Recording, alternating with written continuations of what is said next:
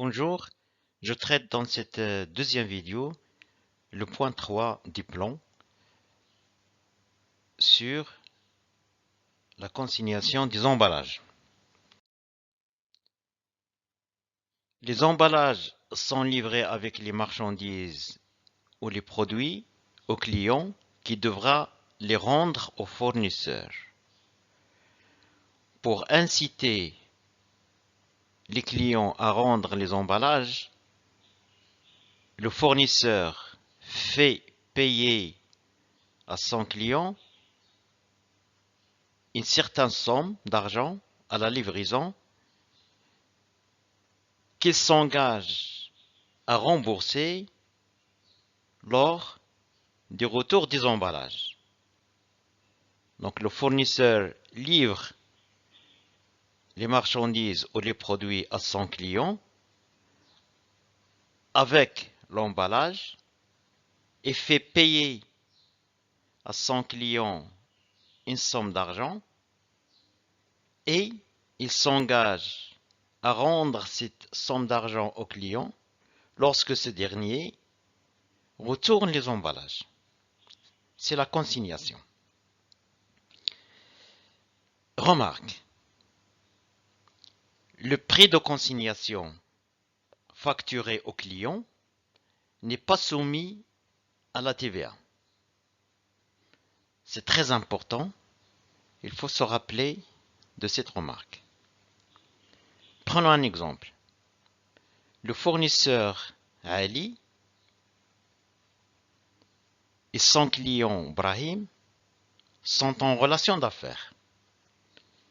À la date du 10/5/2018, le fournisseur adresse à son client Brahim la facture suivante.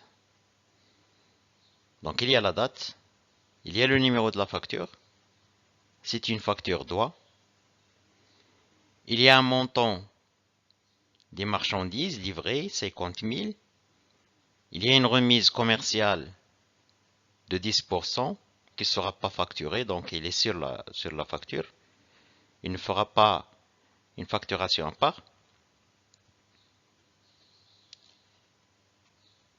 Il y a un net commercial, un escompte financier de 1%, un net financier de 44 550,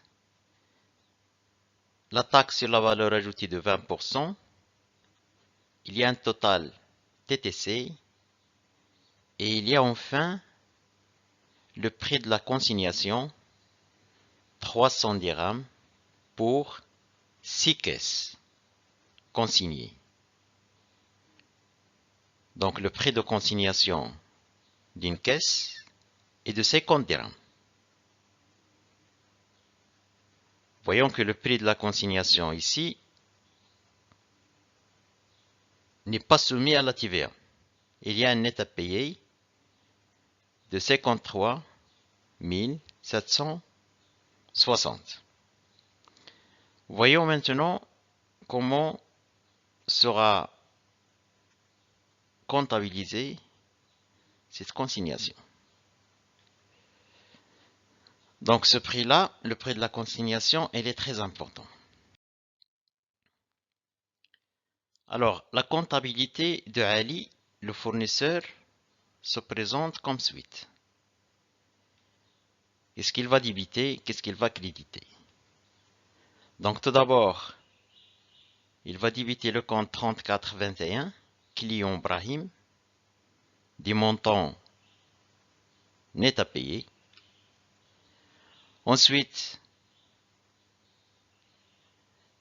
il a un compte de charge à débiter, c'est l'escompte accordé, le montant qui figure sur la facture de 450.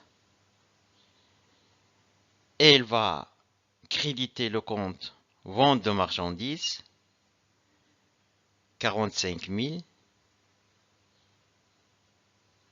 le net commercial. Il va créditer le compte 44,55, le compte des passifs, état TVA facturée du montant qui figure sur la facture, 8910. Et enfin, il va créditer le compte 4425, client, dette pour emballage immatériel consigné. C'est un compte des passifs qui va être crédité du prix de la consignation 300 dirhams. La codification de ce compte, donc c'est un compte de la classe 4, compte des passifs circulants. La rubrique 44, dette des passifs circulants. Le poste 442, client créditeur, avance et acompte. Client créditeur, avance et acompte. Et le compte 4425, client, dette pour emballage immatériel consigné. Donc, le fournisseur Ali a une dette conditionnelle envers son client Brahim. C'est une dette conditionnelle. Il est conditionné par le retour des caisses d'emballage consigné. C'est un compte des passifs. Circulant, c'est une dette client créditeur avance et acompte. Voyons maintenant comment se présente la comptabilité des clients Brahim. Qu'est-ce qu'il va débiter? Qu'est-ce qu'il va créditer? Tout d'abord, il va débiter le compte 6111, achat de marchandises, du net commercial.